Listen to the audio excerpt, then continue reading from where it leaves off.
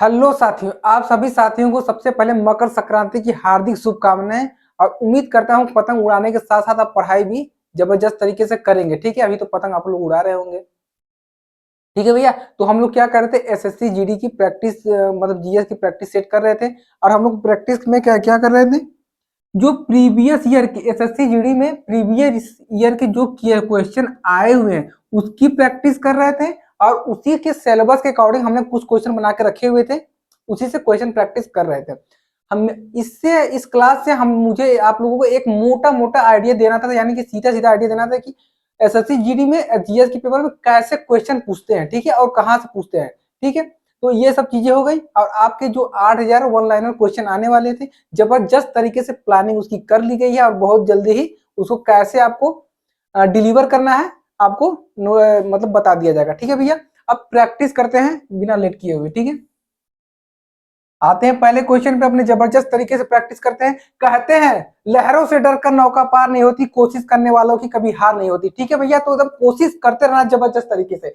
तो क्या करते हैं, 8वीं पंचवर्षीय योजना के दौरान भारत के 1 जनवरी को विश्व व्यापार संगठन का सदस्य बन गया। ठीक है, तो इस क्वेश्चन का आप लोग आंसर करेंगे। अच्छा, जब पंचवर्षीय योजना की बात होती है तो हम लोग हमारे दिमाग में सीधा सीधा यही आता है कि मतलब ये जो पंचवर्षीय योजना है, इसके भारत में जो जनक है पंडित जवाहरलाल नेहरू जी हो जाएंगे। और ये आया कहां से है, तो रूस के संविधान से लिया गया पंचवर्षीय योजना। ठीक है भैया, तो बात करते हैं, इसका राइट आंसर हो जाएगा 1 जनवरी 1995।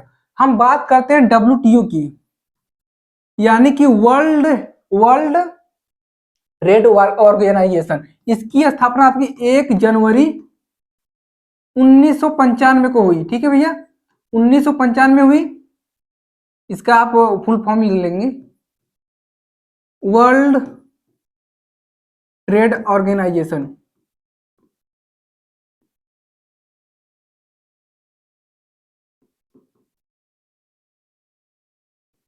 ठीक है भैया, इसका तो 1 जनवरी 1995 में वर्ल्ड ट्रेड ऑर्गेनाइजेशन किया गया। इसका पहले नाम क्या था, इसका पहले क्या नाम था, गेट था।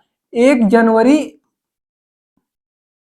1948 में इसका नाम क्या था, गेट था। गेट यानी कि जनरल, आपका हो जाएगा जनरल एग्रीमेंट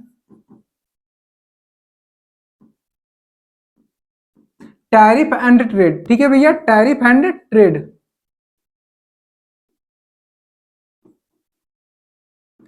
इसी का नाम बदल के 1 जनवरी 1995 में डब्ल्यूटीओ कर दिया गया। ठीक है, इसमें इसका हेडक्वार्टर कहां हो जाएगा, तो आपका जिनेवा हो जाएगा, स्विट्जरलैंड। ठीक है भैया, जिनेवा स्विट्जरलैंड। और इसमें सदस्य कितने हैं, तो सदस्य आपके 164 है। ठीक है भैया, 164 है, तो दो और जुड़ गए। कब जुड़ गए, 30 अगस्त 2024। 30 अगस्त 2024 को दो सदस्य और जुड़ गए, तो कितने हो गए टोटल, 166। ठीक है भैया, तो आपका राइट आंसर ये हो जाएगा। ठीक है, अब नेक्स्ट क्वेश्चन चलते हैं।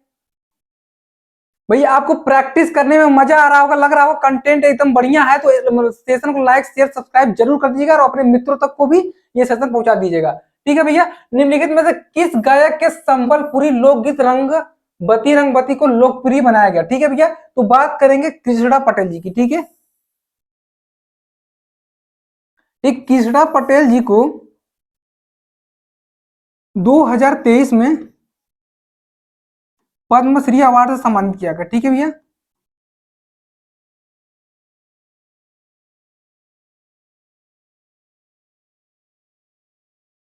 पद्मश्री पुरस्कार से सम्मानित किया गया।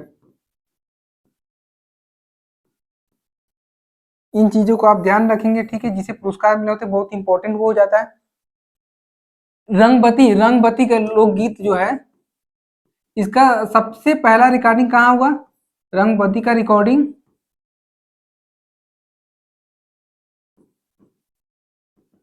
ऑल इंडिया रेडियो यानी कि एआईआर द्वारा ओ एआईआर द्वारा 1970 के दशक में हुआ था। ठीक है भैया, ठीक है। और इसके जो लेखक हो जाएंगे, इसके रंगबती के जो लेखक हो जाएंगे, भानु भानुमीत गोतीय जी हो जाएंगे। ठीक है भैया, ठीक है, आप लोगों ने अच्छे से देख लिया। अब नेक्स्ट क्वेश्चन चलते हैं। बात करेंगे तीसरे प्रश्न की, राज्य की लोक सेवाओं में न्यायपालिका को कार्यपालिका के पृथक करने के लिए राज्य कदम उठाएगा, इसका उल्लेख भारत के संविधान के किस भाग में है? तो इसका जो उल्लेख संविधान के भाग 4 में है, जिसमें क्या है, डीपीएसपी, राज्य के नीति निर्देशक तत्व, डीपीएसपी। ठीक है, डीपीएसपी कहां से, किस संविधान के, आयरलैंड के संविधान से लिया गया है, आयरलैंड के संविधान से लिया गया है।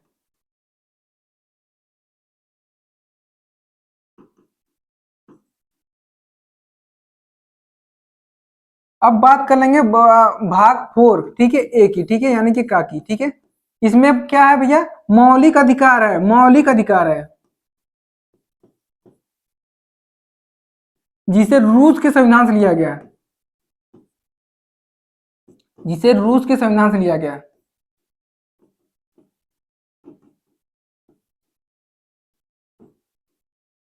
ठीक है, इसमें आर्टिकल के कितने हैं, आर्टिकल 36 से 51। ठीक है भैया, 36 से 51। भाग 3 में क्या है, मूल कर्तव्य, मूल कर्तव्य भैया। ठीक है, और भाग 5 में संघ। ठीक है, नेक्स्ट क्वेश्चन चलते हैं। ओलंपिक खेलों में पूल तैराकी 8 लेन में विभाजित है, में मीटर कितने लंबे मीटर पूल की अंदर लंबाई होती है? ठीक है, ठीक है, तो भैया इसमें कितने लेन होते हैं, तो 8 लेन होते हैं ना, 1 2 3 4 5 6 7 8, 1 1 2 3 4 5 6 7 और 8। ठीक है, और इसकी जो है ये वाली लंबाई है, ये वाली, यहां से लेके जो यहां तक वाली है, इसकी लंबाई क्या होती है, 50 मीटर होती है। ठीक है, और ये वाली 2.5 मीटर होती है। ठीक भैया, इसका राइट आंसर हो जाएगा, अब कितना हो जाएगा, 50 मीटर। ठीक है भैया, नेक्स्ट क्वेश्चन पे चले आते हैं। आप, समाज सुधारक राजा राम मोहन राय भारत में किस सामाजिक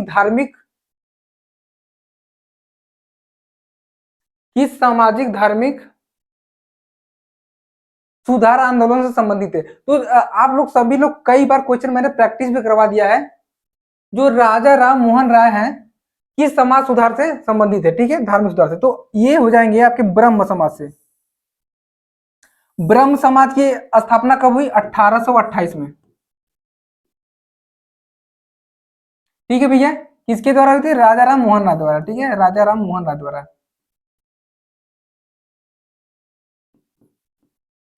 अच्छा, अब हम बात करेंगे आर्य समाज की स्थापना किसने की और किस सन में की। ये क्वेश्चन हो जाते हैं एकदम इंपॉर्टेंट, पेपर में सीधा छपते हैं भैया। ठीक है, तो 19 मतलब 1875 में हो जाएगा। ठीक है, स्वामी दयानंद सरस्वती, स्वामी दयानंद सरस्वती द्वारा,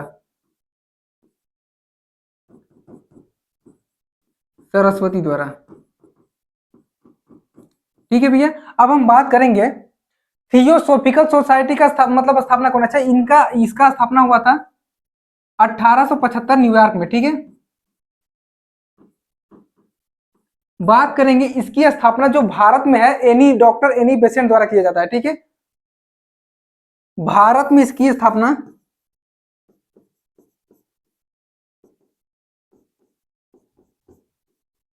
डॉक्टर एनी बेसेंट द्वारा। ठीक है भैया,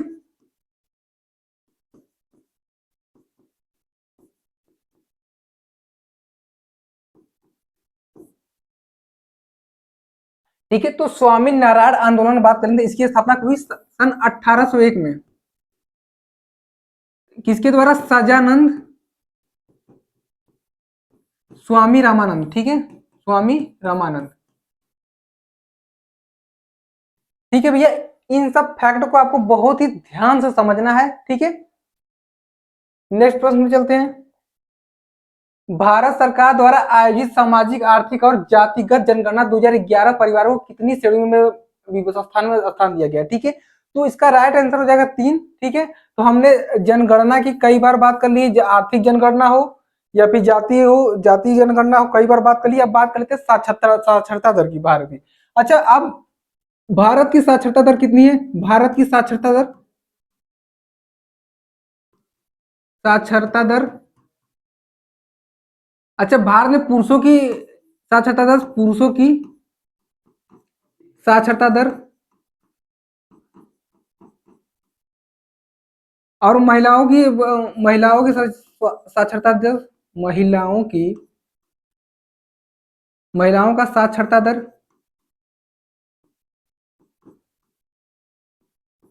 ठीक है, और सबसे ज्यादा साक्षरता दर किस राज्य का है?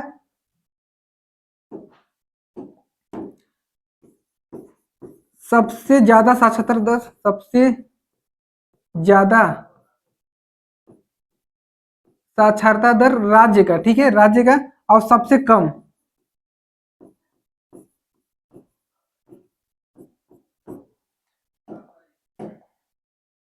तो भारत की जो साक्षरता दर है कितनी है? कितने है?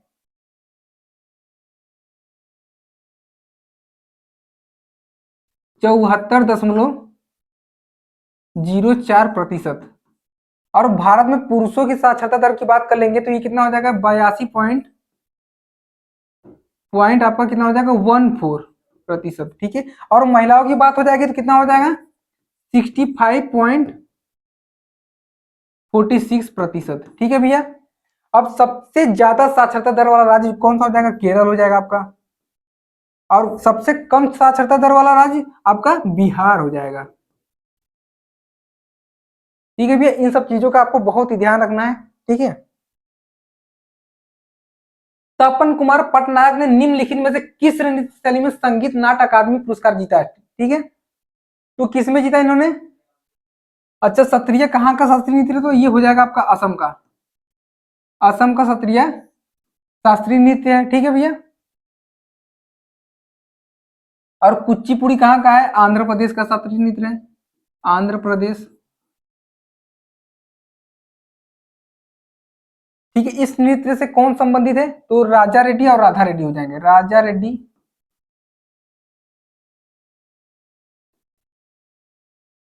और राधा रेड्डी। ठीक है भैया, ध्यान रखेंगे आप ये सब चीजों को।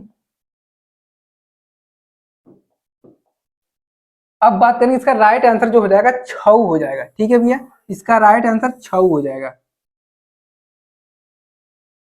ठीक है, और ओडिशा की बात कर लेंगे तो ओडिशा के भी शास्त्रीय नृत्य क्या हो जाएगा? ओडिसी हो जाएगा।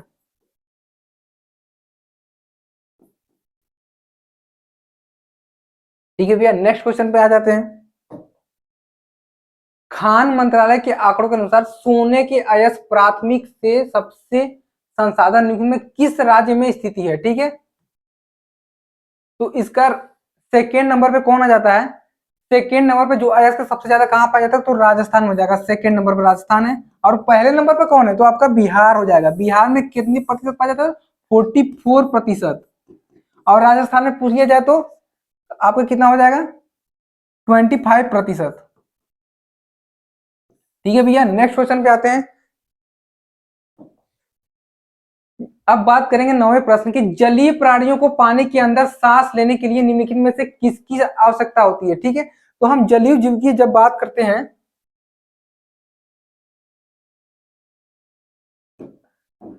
जलीय प्राणी की बात करते हैं, अगर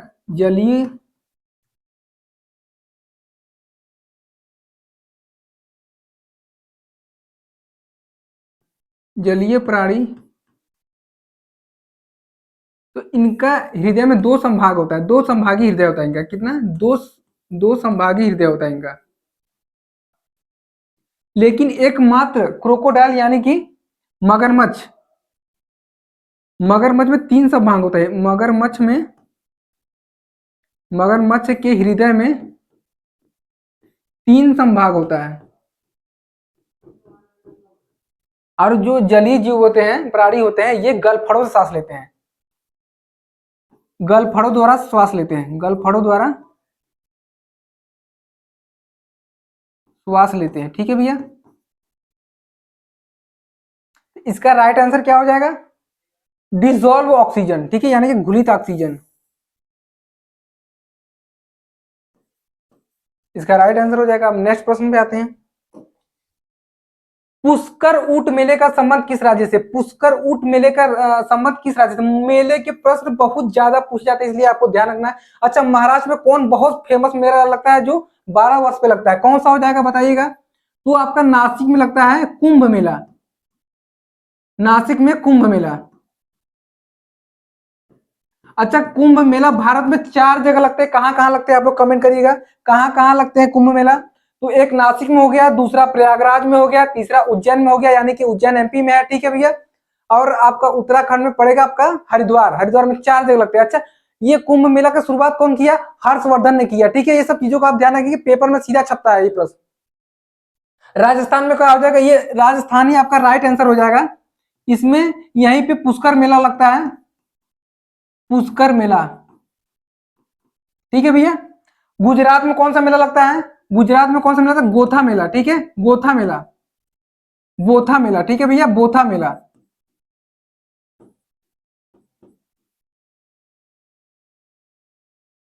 अब पंजाब में कौन लगता है? बाबा सादोल मेला, ठीक है भैया, बाबा सादोल मेला। इस आपको ध्यान रखना है, बाबा सादोल मेला।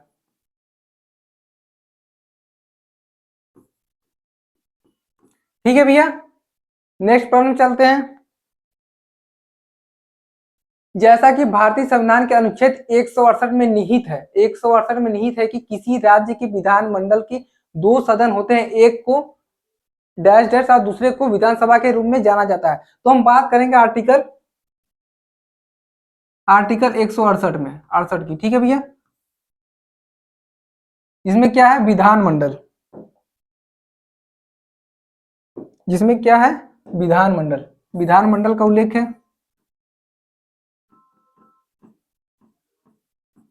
ठीक है। इसमें एक आपका हो जाएगा विधानसभा, विधानसभा, और दूसरा क्या हो जाएगा आपका? विधान परिषद हो जाएगा, विधान परिषद।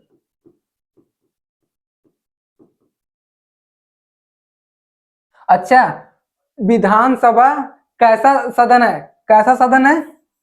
और राज्य, अरे विधानसभा कैसा सदन और विधान परिषद कैसा सदन है, बताइएगा भैया। तो बात करेंगे जो विधानसभा, विधान परिषद आपका उच्च सदन है, उच्च सदन है। और आपका विधान जो सभा है क्या कैसा हो जाएगा? ये निम्न सदन है, निम्न सदन है, ठीक है। इसी में आप राज्यपाल को भी कर सकते हैं, राज्यपाल यानी कि गवर्नर। तो इसका राइट आंसर क्या हो जाएगा? क्या हो जाएगा राइट आंसर? एक विधानमंडल के 2 सदन, विधानमंडल के 2 सदन होते हैं, एक विधानसभा हो गया, एक विधानसभा हो गया, क्या बचा? विधान परिषद बचा। तो विधान परिषद आपका बी वाला ही राइट आंसर हो जाएगा, ठीक है। नेक्स्ट प्रश्न में चलते हैं। पीपुल्स रिपब्लिकन ऑफ चाइना की राजधानी कौन सी है? तो ये सीधा सीधा चाइना की राजधानी जो सबको पता है बीजिंग हो जाएगा, ठीक है। पीपुल्स रिपब्लिकन जो चाइना की पार्टी है, यहाँ पर चुनाव लड़ने से पहले इनसे एक बार परमिशन लेना होता, फिर तभी कोई चुनाव लड़ा जा सकता है, ठीक है भैया। सरकार ने वर्ष 2023-24 बजट में सामाजिक और आर्थिक रूप से पिछड़े अनुसूचित जनजाति के लिए लक्षित योजना को लागू करने के लिए प्रधानमंत्री पीवीटीजी विकास मिशन की घोषणा की। यहाँ पीवीटीवी का पूर्ण रूप क्या है? तो क्या बोल रहा है यहाँ? पीवीटीवी का जो है फुल फॉर्म पूछ रहा है। ये एसएससी जीडी में एक प्रश्न आपके फुल फॉर्म वाले पूछे जाते हैं, ठीक है, चाहे आपका वो इकोनॉमिक्स से हो जाए, ठीक है, मतलब स्ट्रेटेजी के साथ कहीं ना कहीं से पूछे जाते हैं। इसका राइट आंसर क्या हो जाएगा? क्या पर्टिकुलरली वेरिएबल ट्राइबल हो जाएगा? ना भैया, पार्टिकुलरली वेलरेबल ट्राइबल ग्रुप्स, यही आपका राइट आंसर हो जाएगा, ठीक है भैया। नेक्स्ट प्रश्न में चलते हैं। 8 अप्रैल 1929 को भगत सिंह और बी के दत्त ने डायडस में बम फेंका था, जैसा कि उनके पत्रक में बताया गया था कि घटना का उद्देश्य हत्या करना नहीं था बल्कि बहरों को सुनाना था, ठीक है। तो किसने फेंका? तो भगत सिंह ने, ठीक है भैया, भगत सिंह ने फेंका, भगत सिंह ने, भगत सिंह ने फिर और स्वयं ही गिरफ्तार हो गया और इन्होंने क्या नारा दिया, इनकलाब जिंदाबाद। अच्छा, इनकलाब जिंदाबाद इन्होंने भगत सिंह ने गाया था, लिखा किसने था, तो बात करेंगे हसरत मोहानी ने 1921 में, जिसने हसरत मोहानी ने लिखा था, जिन्होंने 1921 में पूर्ण स्वराज की मांग की। ठीक है भैया, भगत सिंह ने। और इसका राइट आंसर हो जाएगा सेंट्रल लेजिस्लेटिव असेंबली। ठीक है, भगत सिंह इसका राइट आंसर हो जाएगा। ठीक है, जिन्होंने नारा बोला इनकलाब जिंदाबाद, इनकलाब जिंदाबाद।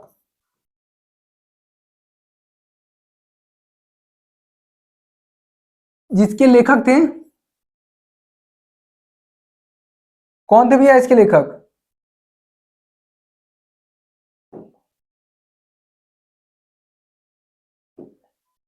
जिसके लेखक थे हसरत मोहानी, हसरत मोहानी, जिन्होंने पूर्ण स्वराज की मांग की, जिन्होंने पूर्ण स्वराज की मांग की, पूर्ण स्वराज की मांग की।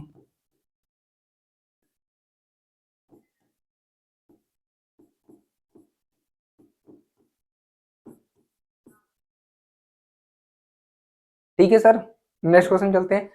अगर क्लास में प्रैक्टिस करने में जबरदस्त तरीके से मजा आ रहा हो, क्लास अच्छे से समझ में आ रहा हो, तो भैया अपने भैया के लिए एक बार लाइक सब्सक्राइब और शेयर जरूर करना, अपने मित्रों तक सेशन को जरूर शेयर कर देना। ठीक है, नेक्स्ट क्वेश्चन चलते हैं। लोक नृत्य यात्रा की उत्पत्ति निम्नलिखित में से किस राज्य में हुई, तो लोक नृत्य जो यात्रा है इसकी उत्पत्ति कहां से हुई, आपके पश्चिम बंगाल में से हुई, पश्चिम बंगाल से हुई। ठीक है, आपके पश्चिम बंगाल से हो जाएगा। ठीक है भैया, आप याद रखेंगे अच्छे से। नेक्स्ट क्वेश्चन चलते हैं।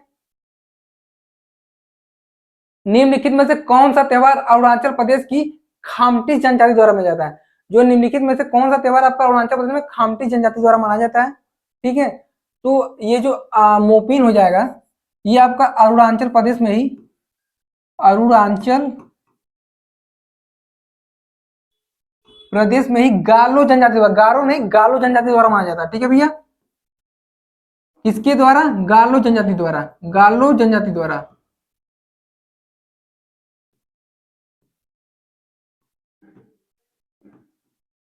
गालो जनजाति द्वारा।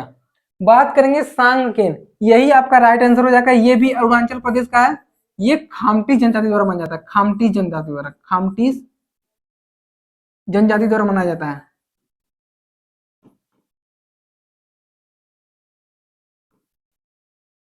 ठीक है भैया, आप चाहे तो इसे नोट भी कर सकते हैं, आप चाहे तो इसे नोट भी कर सकते हैं, या फिर दोबारा वीडियो देखें तो एक बार माइंड खुद ही सेट हो जाता है। ठीक है भैया, बात करेंगे प्रौद्योगिकी की दृष्टि से प्रागैतिहासिक काल को कितने हिस्सों में बांटा गया है, प्रौद्योगिकी की दृष्टि से प्रागैतिहासिक काल को कितने भागों में बांटा गया, इसमें तो कई बार मैंने बता दिया, इसको बताने की जरूरत तो है नहीं। इसका राइट आंसर हो जाएगा 3। ठीक है, 3 भागों में बांटा गया है। ठीक है भैया, नेक्स्ट क्वेश्चन चलते हैं। सोनल मानसिंह का संबंध मुख्य रूप से किस नृत्य शैली से, सोनल मानसिंह का संबंध मुख्य रूप से किस नृत्य शैली से। ठीक है, तो इसका राइट आंसर आपका हो जाएगा ओडिसी और भरतनाट्यम से। ठीक है, इन्हें 2003 में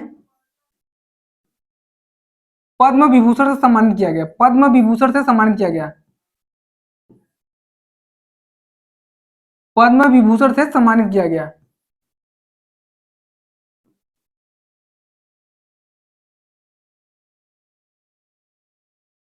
ठीक है भैया, नेक्स्ट क्वेश्चन पे आ जाएंगे।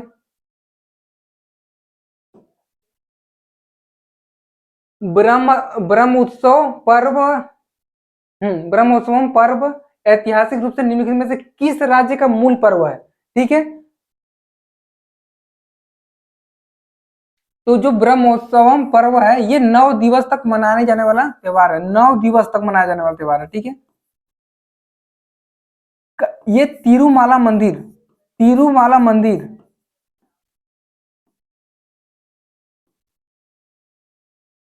इसका राइट आंसर क्या हो जाएगा, आंध्र प्रदेश इसका राइट आंसर हो जाएगा। ठीक है, यहीं पे तिरुमाला मंदिर है, यहीं पे ये त्योहार 9 दिवस तो लगातार दिवस तक मनाया जाता है। ठीक है भैया, नेक्स्ट क्वेश्चन चलते हैं।